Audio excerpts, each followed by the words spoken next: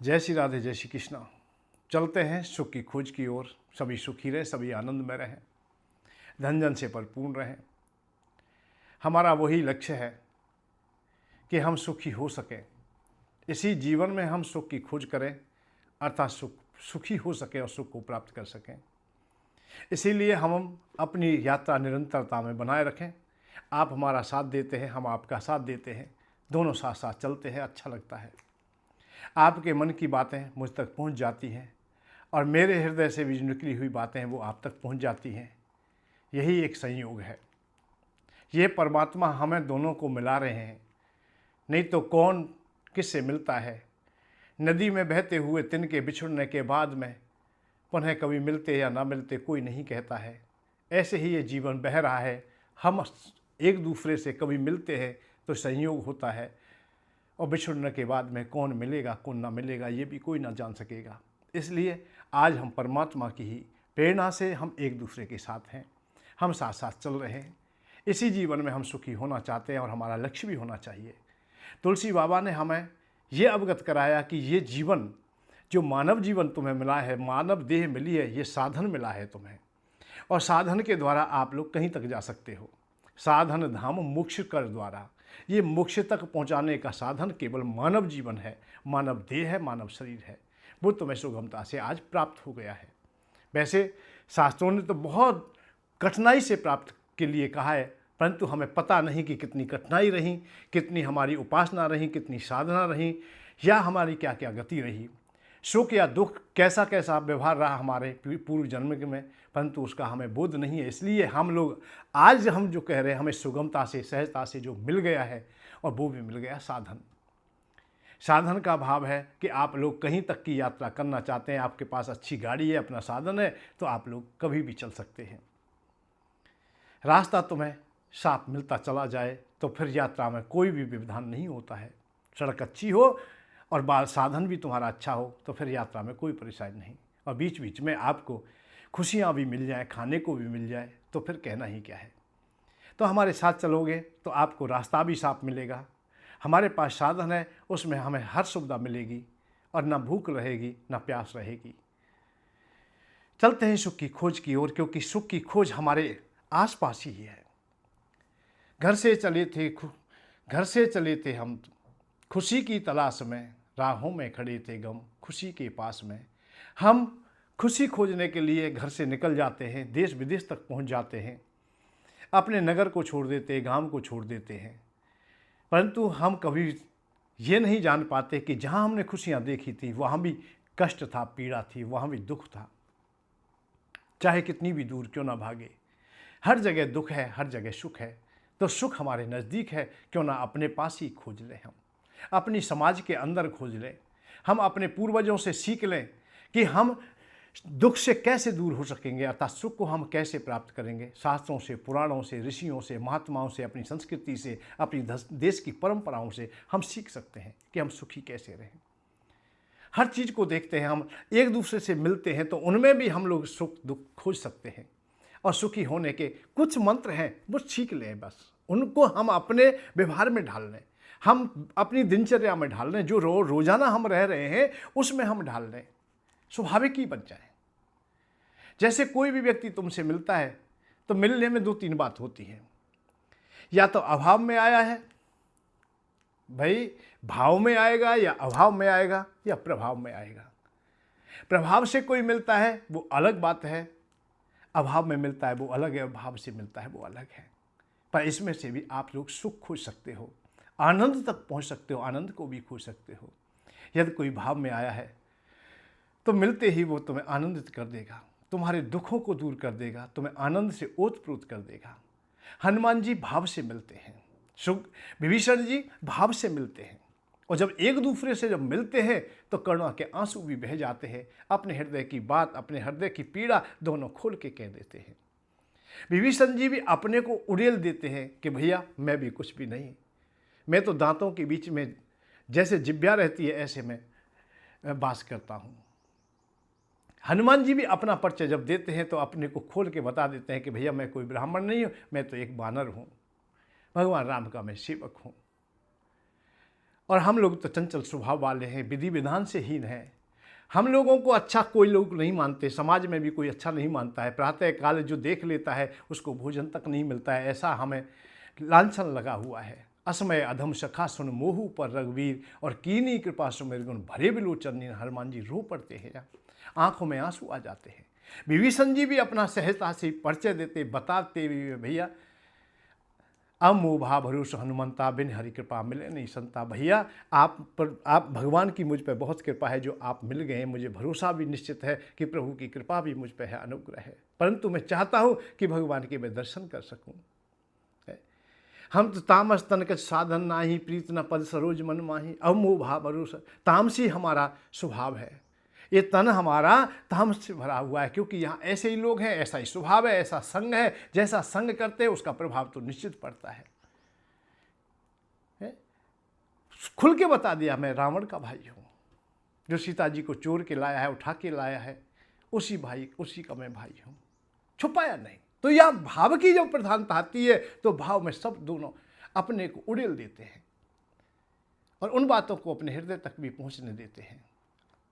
और स्वाभाविक भी है कि भाव जब होगा तो वो बातें रुकेंगी नहीं कहीं भी।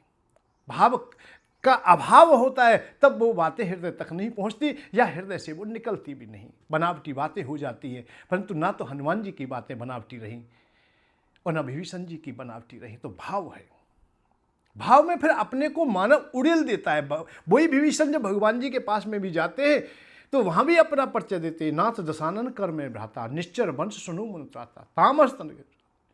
तो ये बात उन्होंने कहा कि मैं नाथ दशानन कर में भ्राता, मैं रावण का भाई हूं, मैं दशानन का भाई हूं। परिचय छुपाया नहीं उन्होंने। तामस तन का साधन नाही, प्रीत न पद सरोज मन माही। ये हनुमान जी को भी कहा, राम जी को भी कहा, और अपने को इतना उड़ेला जिसकी कोई सीमा नहीं। जब उड़ेलता है तो समर्पित हो जाता है।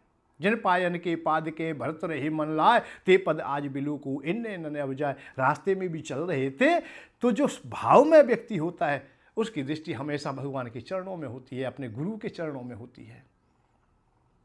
वो ऊंचा होना ही नहीं चाहता, ऊंचा होता भी अपने को उड़ेल देता है, समर्पित कर देता है, नौछावर कर देता है। तो भाव से जब आएंगे तो तुम्हें आनंद का अनुभव हो जाएगा। और कोई अभाव में आता है तो भी आप लोग बहुत कुछ दे सकते हो, बहुत कुछ प्राप्त कर सकते हो। यहाँ कर्तव्यों का पालन हो जाता है। तुम्हारे पास भोजन की व्यवस्था है, कोई भूखा है, उसे रोटी दे देंगे तो आप भी संतुष्ट होंगे और वो भी संतुष्ट होंगे। यदि भूखे को आपने रिक्त दरवाजे से लौटा दिया है, उसे कुछ ना दिया है, उसकी भूख ना मिटाई है, तो मैं ये नहीं कह रहा हूं कि तुमने धन बचा लिया है। मैं ये कहना चाहूँगा कि आप जब रात्रि में सोओगे तो आपको बहुत पीड़ा होगी। आपके हृदय में बार बार वो बातें आएंगी, अरे उसे रोटी दे देते हैं, उसे हम भोजन दे देते, उसकी हम सहायता कर देते। वो अभाव में आया था, वो दुखी था, वो पीड़ा में था, हमारे पास था तो हमें सहायता करनी चाहिए थी। तो जिस समय तुम सहायता करते हो उस समय भी सुख मिलता है, उस समय भी आनंद का अनुभव होता है और कर्तव्य भी पूरे हो जाते हैं कि हम घर गृहस्थी में रह रहे हैं और हमारे यहाँ कोई अतिथि आया है, उसकी हमने सेवा की है। तो अभाव भी तुम मिटा देते हो। भाव का भी मिलन आनंद से ओतप्रोत होता है और अभाव का भी होता है। अभाव में कर्तव्य प्रारंभ हो जाते हैं कि यहाँ हम कर्तव्यों का निर्वाह करें, हमारे कर्तव्य पूरे हो जाए, कि हमारी शरण में आया है कोई, हमसे सहायता मांग रहा है। अब जैसी भी है, जिस प्रकार से भी है, जैसे भी बनता है, हमें सहायता करनी चाहिए। हमने उसके लिए अपने को नौछावर कर दें, हम अपने के लिए उड़ेल दें पूर्ण रूप में, तो बहुत सुख मिलेगा। यदि वो रिक्त भेज दिया है तो आपको पीड़ा होगी। किसी के अभाव को मिटा दे। इसीलिए तुलसी बाबा कह रहे, परहित सरिस धर्म नहीं भाई, दूसरे के हित में कुछ कर दे।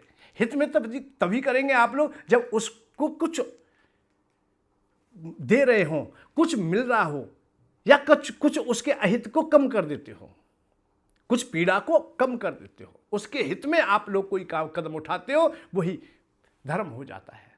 फिर वो वही आनंद दे देता है।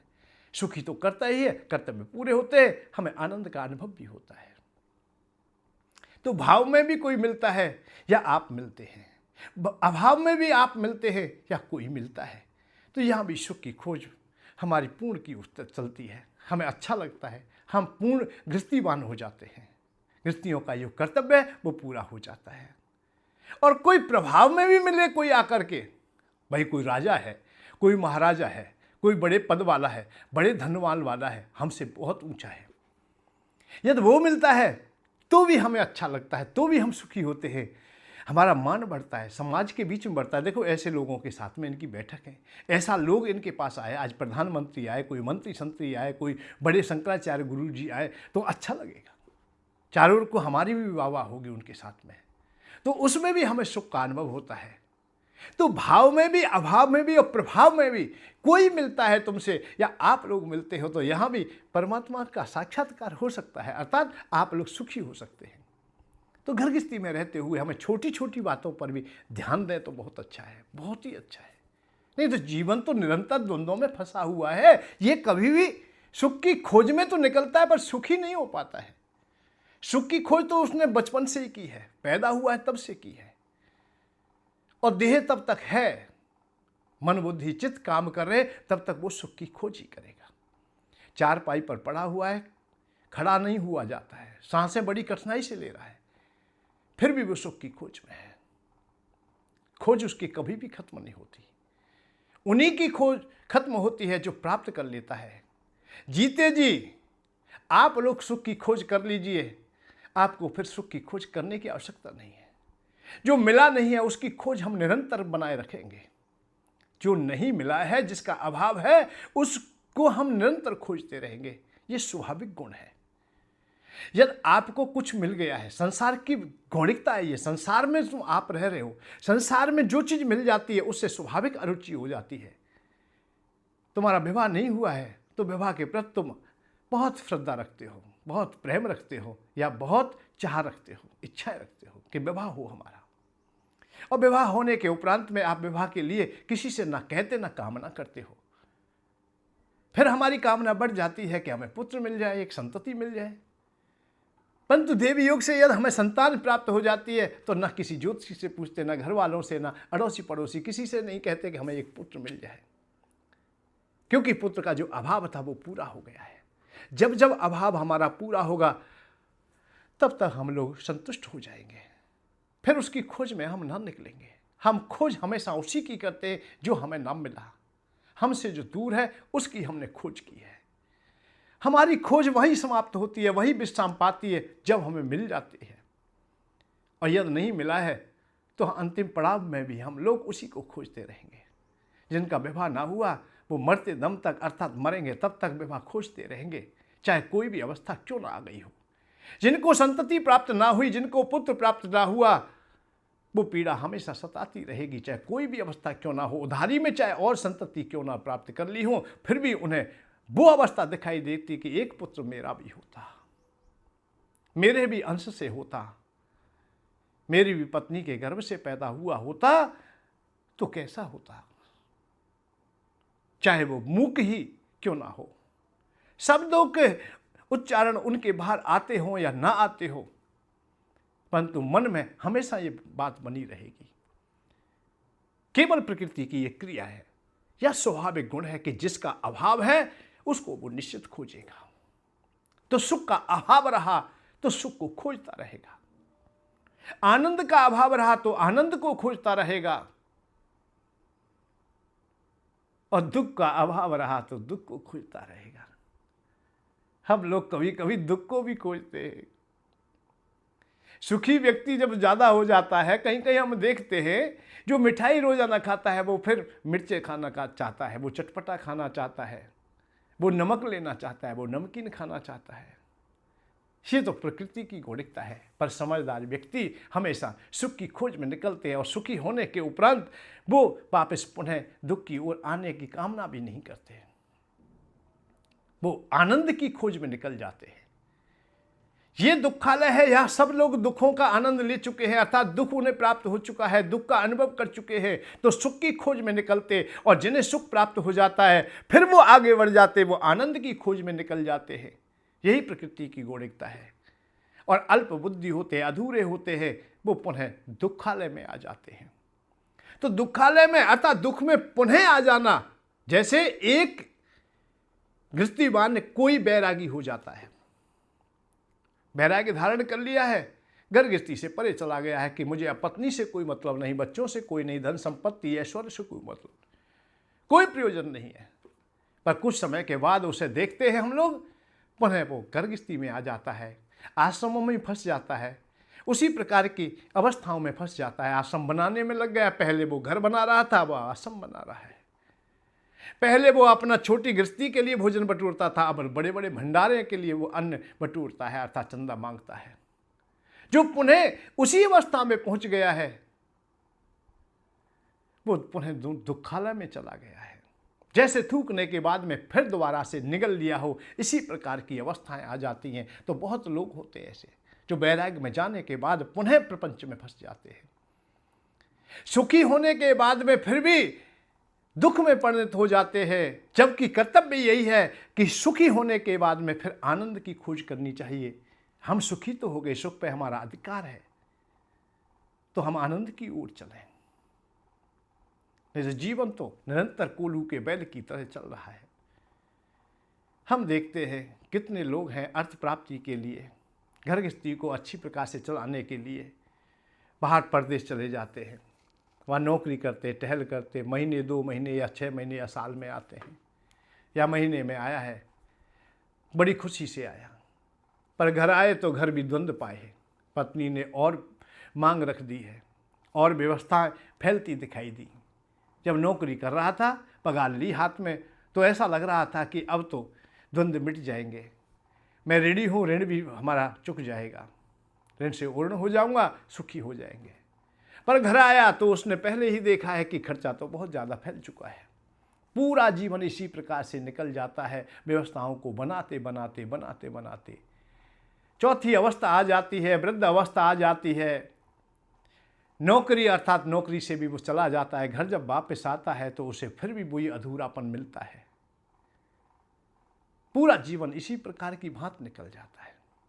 कितने लोग हैं जिनका जीवन विश्राम पाया ही नहीं, द्वंद्व में ही परिणत रहे।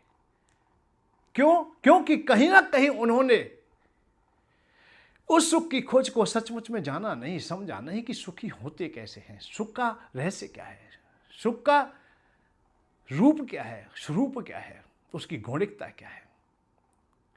ये सब शास्त्रों से और वृद्धजनों से प्राप्त होता है, माता पिताओं की शिक्षाओं से होता है कि वो अनुभव किए होते हैं, बहुत कुछ करने के उपरांत ही तुम्हें कुछ बताते हैं।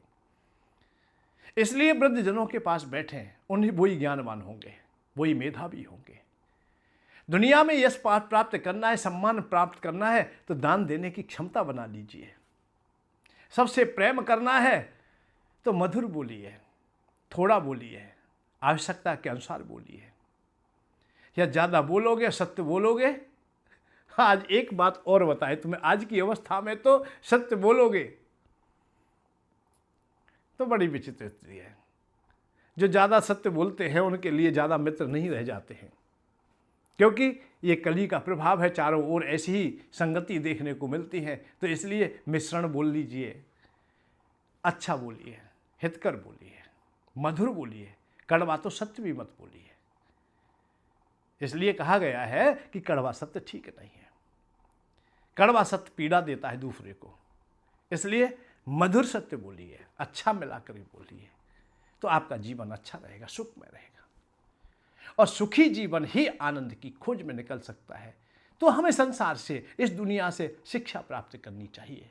निशने सने जीवन तो निकल ही जाएगा, चला ही जाएगा, हमारे हाथ कुछ ना लगेगा। पानी जैसा बुलबुला आसमानस की जात, पानी जैसा है, पानी में जैसे बुलबुला पैदा होता है, ऐसे ही मानव है, कोई विशेष बात नहीं है। सने सने आयु पकती जा रही है, अर्थात आयु बढ़ती जा रही है।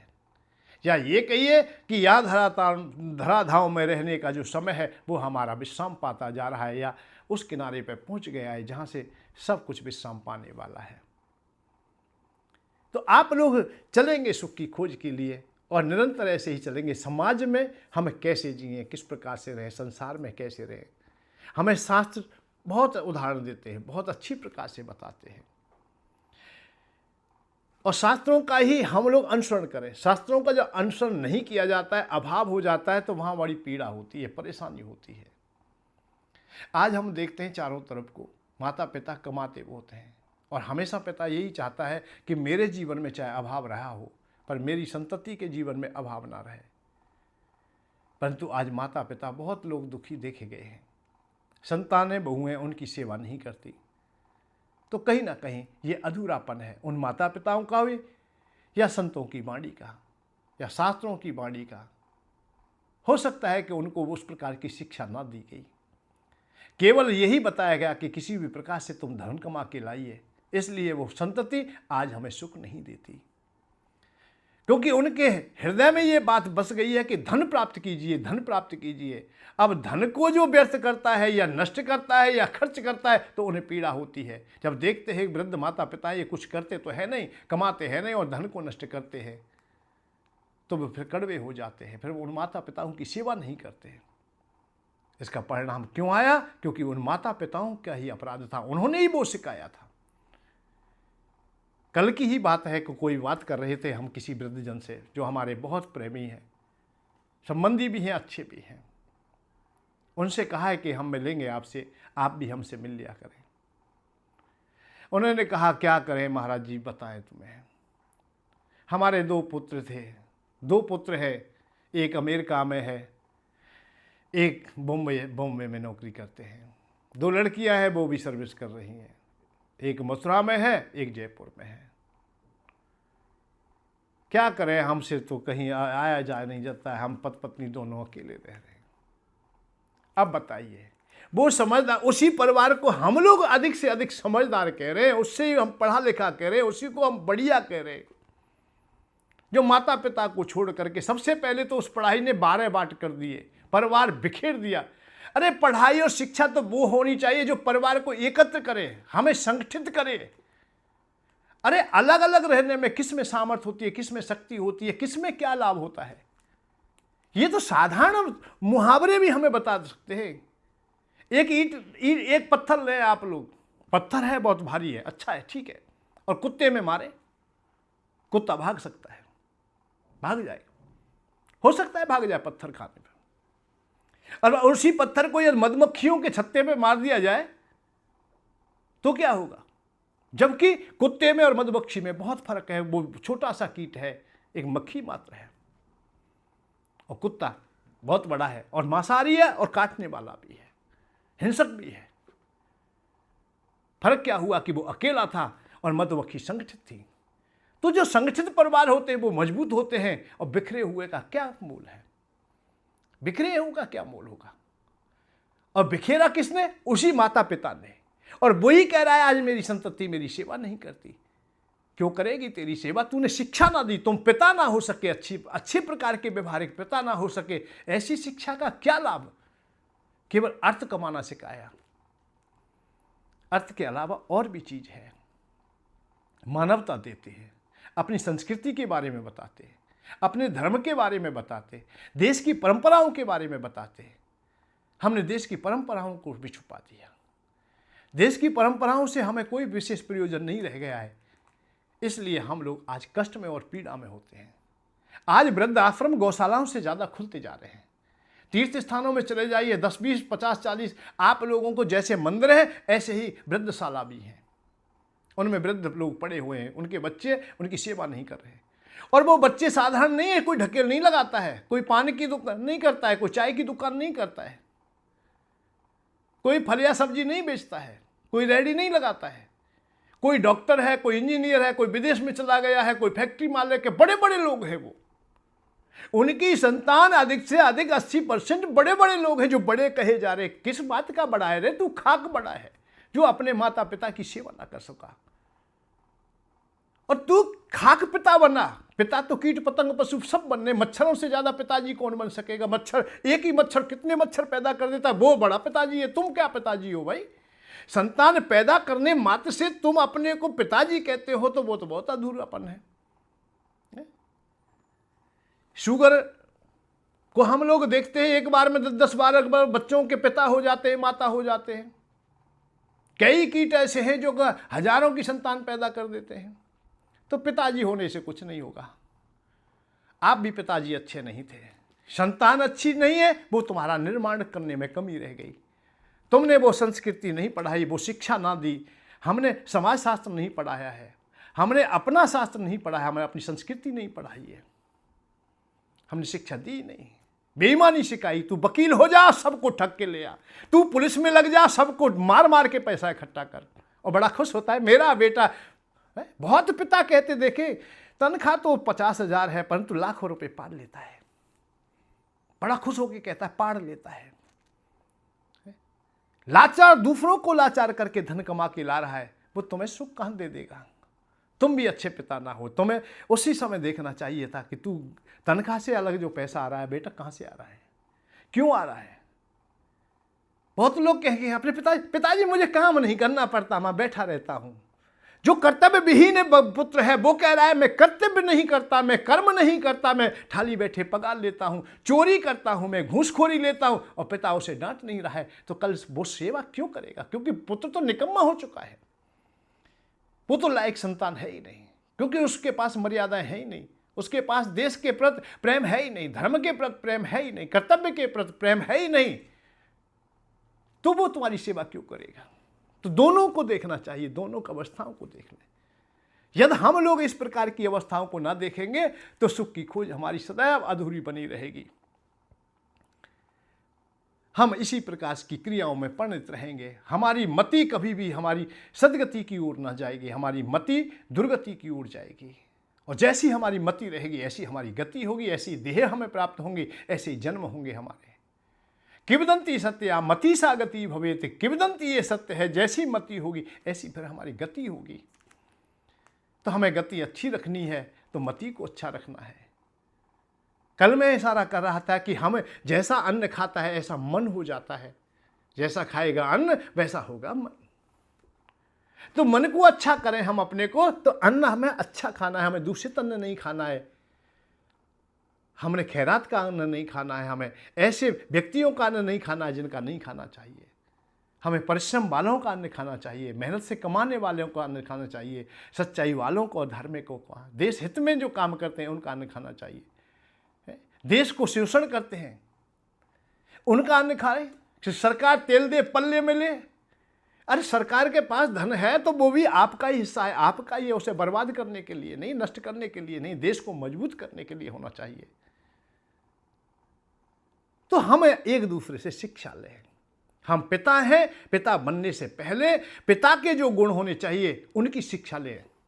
निश्चित जाने कि पिता होता क्या है, पिता के कर्तव्य क्या है। हम कर्तव्य विहीन पिता हो गए तो संतान भी ऐसी हो जाएगी। फिर लांछन मत लगाना कि हम पिता हो गए और हमारे पुत्र सेवा नहीं कर रहे। नहीं नहीं नहीं, वो संतान नहीं है, वो संतान है, वो हम मानवता नहीं, वो संतान। दो पैरों से चलने वाले कोई आदमी थोड़ी होते कि मानव हो गए ये, और ये मानव योनि है। दो पैरों से चल रहे यंत्र मात्र रह जाता है।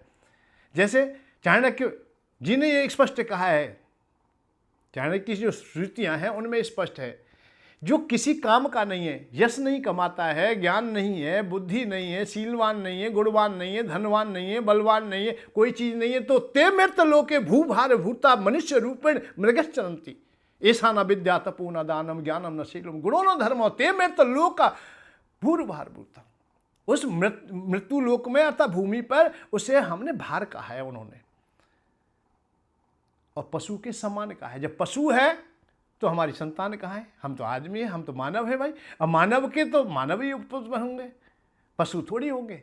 और जब मानव के पशु हो गया तो फिर उसे मानव ना कहें। अब यहाँ दोनों जगह अवस्थाओं को आप लोग स्वयं देखेंगे। आज देश को कड़वे प्रवचनों की आवश्यकता है, मीठों की नहीं। प्रवचनकर्ता को मीठे देने की आवश्यकता नहीं है, सच्चाई बताने की आवश्यकता होती है। अपने लोभ को यदि अलग रख देता है तो फिर सच्चाई बोल देगा, यदि लोभ बनाए रखेगा तो आरक्षण की भांत वर्षों तक देश को बर्बाद करता रहेगा।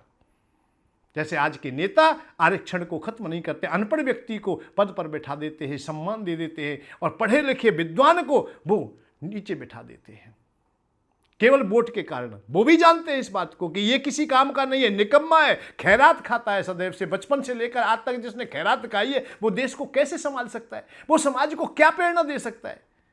जो चावल के लिए भगता रहा है, आज भी आंदोलन करते हैं चावल के लिए कि हमें चावल चाहिए, फ्री का चाहिए, हम सिलेंडर चाहिए, फ्री का चाहिए, हमें पढ़ाई चाहिए, फ्री की चाहिए, हमें डिग्री चाहिए, बगैर पढ़े डिग्री चाहिए अर्थात फ्री की चाहिए, अनपढ़ को डिग्री चाहिए।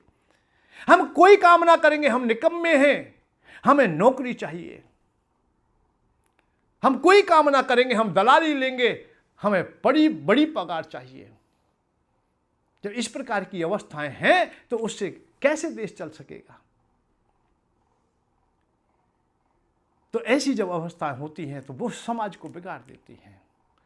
तो मीठे प्रवचन, जैसे नेता आज मीठे प्रवचन करते हैं, संसद में देखो, कहीं भी देखो, तुम्हारे पास आए, तुम देखिए, देश की उनको चिंता नहीं, धर्म की उनको चिंता नहीं, मानवता की चिंता नहीं, केवल वोट की। वोट कैसे दे सकते हैं, माइक देंगे, ऐसे नहीं देंगे, ऐसे देंगे, जाति का नाम लेकर के फिर उच्चारण करते हैं, उनको अलग अलग जातियों में बांट देते हैं। जो हजारों साल पहले जो जातियां नहीं थी उनसे 100 गुनी जाति आज पैदा कर दी गई हैं, अलग अलग पैदा कर दी गई, बता दी गई। क्षत्रियों में अनेक वर्ण कर दिए, अनेक जाति कर दी, वैश्यों में अलग अलग अनेक कर दी, सेवकों में अनेक कर दी। और कह रहे, सामने कहते हैं इनको निर्लज्जता भी नहीं आती, शर्म नहीं आती है कि जाति पर राजनीति नहीं करनी चाहिए, जबकि जाति ही राजनीति है। राजनीति जाति ही राजनीति है, जाति पर राजनीति, जाति ही राजनीति है। एक भी पार्टी, एक भी नेता बगैर जाति के कोई वोट मांगता हो या कोई खड़ा होता हो तो हमें बता दीजिए। ऐसे ही प्रवचनों की धारा भी हमारी मधुर हो गई है, बेईमानी हो गई है।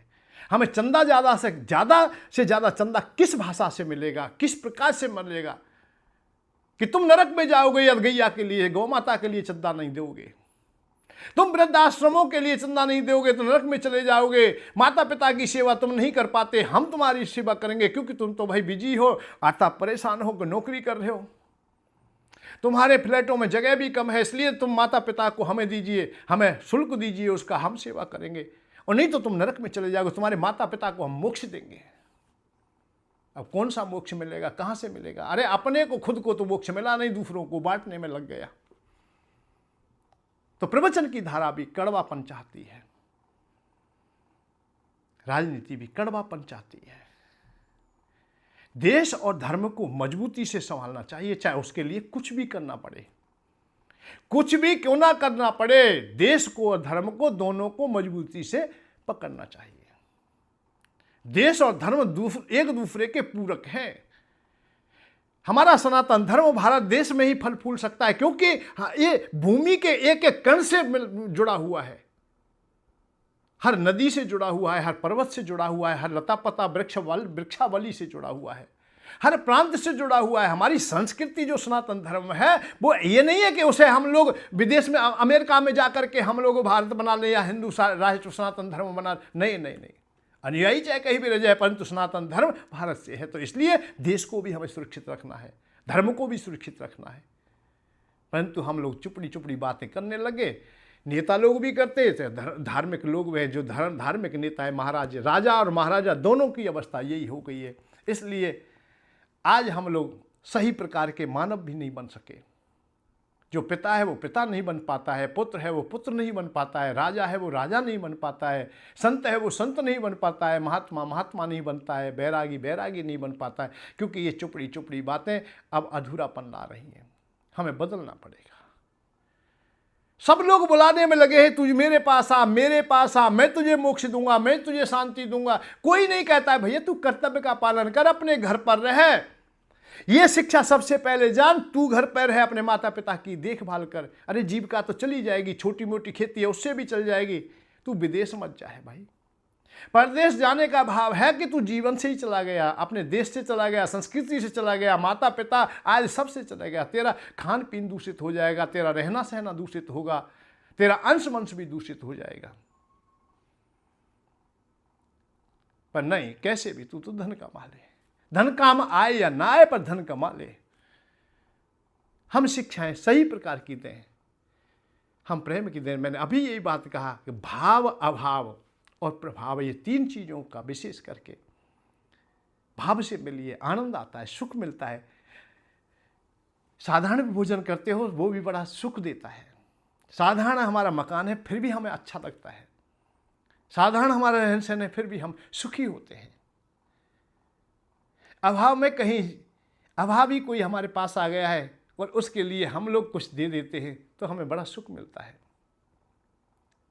एक पंक्ति आती है, भगवान से प्रार्थना की जाती है कि इतना दे दीजिए, मुझे केवल इतना दीजिए, जामे कुटुम समाए, मैं भी भूखा ना रहूं, साधु ना भूखा जाए। कोई घर से दरवाजे से खाली हाथ ना चला जाए, कुछ ना कुछ ले जाए, बस आनंद आ गए।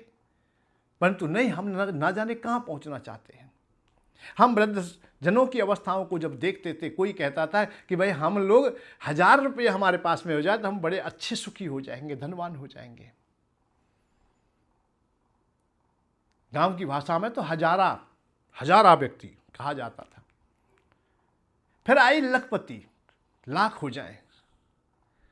भगवान ने प्रार्थना सुन ली, सबको 1000 वाला भी कर दिया, सबको लखपति भी कर दिया। आज कोई भी एक व्यक्ति ला दीजिए जो लखपति ना हो, कहीं से भी ढूंढ के ला दीजिए। छोटी सी छोटी झोपड़ियां भी जिसके पास है वो भी लखपति है। मोबाइल मोटरसाइकिल तो ज्यादातर सबके पास हो गई है, तो वो भी लखपति है। इतनी संपत्ति उस पर है, वो लखपति है। अब लखपति कहने में तो गाली समझा जाए कि कोई किसी से लखपति कह रहा है तो गाली दी जा रही है। अब सरकार को भी कहना चाहिए कि मैं करोड़पति करूंगा, लखपति नहीं। लखपति तो स्वाभाविक हो चुके हैं, पर संतोष हमें फिर भी ना हुआ। करोड़पति भी हो चुके हैं फिर भी संतोष ना हुआ। अरबपति हो जाए फिर भी ना हो, खरबपति और क्यों के पति हो पता ही नहीं, फिर भी हम संतोषी नहीं हो रहे। क्योंकि हम तो धार्मिक को देखते हैं, धार्मिक है तो धार्मिक को देखते हैं।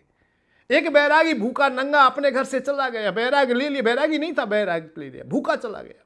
घर नहीं बना था इसलिए चला गया था, विवाह नहीं हुआ इसलिए चला गया था, कमाया नहीं गया इसलिए चला गया था, बेचैन था, परेशान था, ऋणी हो गया इसलिए चला गया, बैराग धारण कर लिया, बाबा जी हो गया है। अब वो चंदा मांगने में ऐसा लगा है कि अब घर बना रहा है, बड़े बड़े महल बना रहा है, 1 आश्रम बना रहा है, 4 आश्रम बना रहा है, 10 आश्रम बना रहा है, बनाई जा रहा है। 80 साल की उम्र हो गई फिर भी चंदा मांगने में लग रहा है। जिस चीज का अभाव था उसे खोज रहा है, फिर भी उसी में लगा हुआ है। बात इस बात की है कि वहां भी सुख की खोज उसकी अधूरी रही। क्यों रही? कि वो असंतोषी था। जब आवे संतोष धन, सब धन धूर समान। संतोष होना चाहिए। विवेक के साथ में हमें विषयों का अनुसरण करना चाहिए, तो विवेक हमें बताता रहेगा कि तुम्हें कैसे चलना है, कैसे करना है। यह हमें समाज से सीखनी चाहिए, दुनिया से सीखनी चाहिए, शास्त्रों से, बुजुर्गों से, सबसे हमें शिक्षा प्राप्त करनी चाहिए। इसलिए मैं निरंतर आपसे कहता हूँ, हम साथ चलेंगे। अब बहुत द्वंद्व हमने सुन लिए हैं, बहुत द्वंद्वों में हम पढ़ लिए हैं, बहुत लोगों के द्वारा ठग लिए हैं। आप जहाँ हो, जैसी व्यवस्था में हो, अपने कर्तव्य का पालन कीजिए।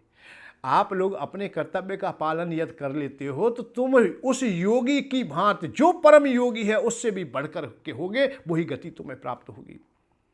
एक विशेष नियम के अनुसार अपने जीवन यापन करता है एक श्रेष्ठ ब्राह्मण, उसको जो गति प्राप्त होगी वो तो आपको प्राप्त होगी। एक क्षत्रिय धर्म की रक्षा करते हुए युद्ध भूमि में या अपने न्यायकारी वचनों के द्वारा न्याय सत्य का पालन करने में अपने प्राणों की भी आहुति दे देता है, तो वो उसकी गति जो वो उस श्रेष्ठ ब्राह्मण को, उस योगी को प्राप्त होगी, वो उसे भी प्राप्त होगी। आप कर्तव्यों का पालन कीजिए।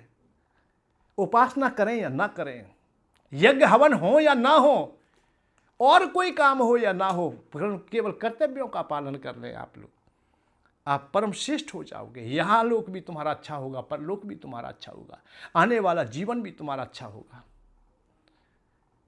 और कर्तव्य का पालन अपने घर बैठ के कर लें।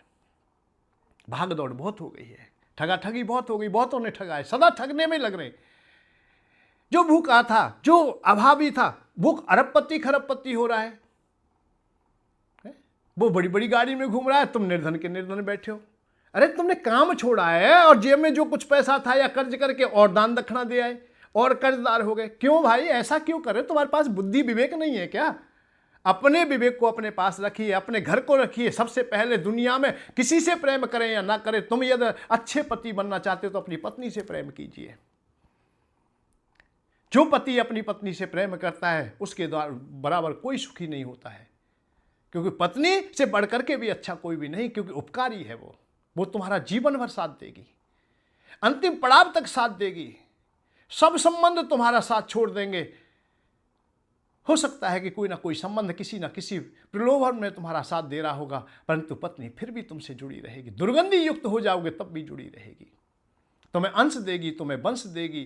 तुम्हारी खुशियों में वो अपनी खुशी देख लेती है, तुम दुखी होते हो तो वो दुखी हो जाती है। ऐसी पत्नी से भी प्रेम ना करेंगे क्या? करिए। सेवा करते हो माता पिता की कर लीजिए, बड़े भाई आदि की कर लीजिए, आदि गुरुजनों की कीजिए, आपको वही गति मिल जाएगी। चिंता ना करें। आप ये सोचते हो कि हमें स्वर्ग नहीं मिलेगा, मोक्ष नहीं मिलेगा, मिलेगा, मिलेगा। वही कालनेमी के पास में नहीं मिलेगा। कालनेमी की खोज में तुम निकल रहे हो, कालनेमी के पास जा रहे हो, वहां नहीं मिलेगा। मैंने क्या कहा कि पिता नालायक है तो लायक संतति की बात मत कर, और गुरु ही रागी है तो वैराग की बात वहां मत कर। वहां शांति है या सुख या मोक्ष नहीं मिलने वाला। कालनेमी के पास में कहां मिल जाएगा? जो अरे रात दिन रचना करने में लगा। कालनेमी ने तो यही काम किया, बढ़िया बढ़िया सुंदर कंदरा बनाई, बढ़िया आश्रम बनाया, बढ़िया उपवन बनाए, बढ़िया सरता बह रही हैं, बढ़िया ड्रेस पहनी उन्होंने, बढ़िया दाढ़ी मूछ थी, बढ़िया तिलक छापे थे। कालनेमी ने यही काम किया है ना। और वही काम आज कोई कर रहा हो कि बढ़िया ही बढ़िया बढ़िया ही बढ़िया बनने में लग रहा है, बस और कोई काम ही नहीं है। अब उससे तुम लोग शांति देखते हो, उससे आप लोग ये सोचते हो कि परमात्मा से मिला देंगे। ये नहीं नहीं नहीं, ठग रहे हैं। ये तो केवल ठगा ठगी चल रही है। तो ठगा ठगी से बचना है तो सबसे पहले तो कुछ समय के लिए अपने घर बैठिए, जो अपने कर्तव्य हैं उनको पूरा कीजिए। ईश्वर अंश जीव अविनाशी। परमात्मा ने कहा ईश्वर में और परमात्मा में कोई भेद नहीं है। जब तुम्हें और उस साधु में कोई भेद नहीं है, साधु में और परमात्मा में कोई भेद नहीं है। आत्मा, महानात्मा, परमात्मा, ये तीनों चीज एक हैं। आत्मा, महानात्मा, परमात्मा। विस्तार से तो मैं किसी दिन बताऊंगा, पर संक्षेप में जान ले कि आत्मा ये संसार की सभी आत्माएं, इन्हें भोगात्मा कह सकते हो, पापात्मा कह सकते हो, या आत्मा कह सकते हो। जब आत्मा अपने को कर्तव्य पूरा करते हुए आगे बढ़ती है, अपने को पावन करती है, तो वो महान आत्मा बन जाती है, महापुरुष हो जाती है महान आत्मा।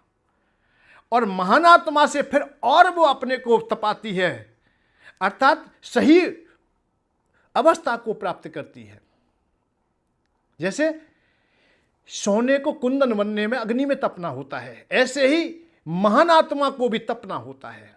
पावक की लपटों में पड़कर सोना कुंदन बन जाता है, त्याग तपस्या से मानव माथे का चंदन बन जाता है। ऐसे ही वो महान आत्मा अपने को जब तपाती है तो परमात्मा बन जाती है।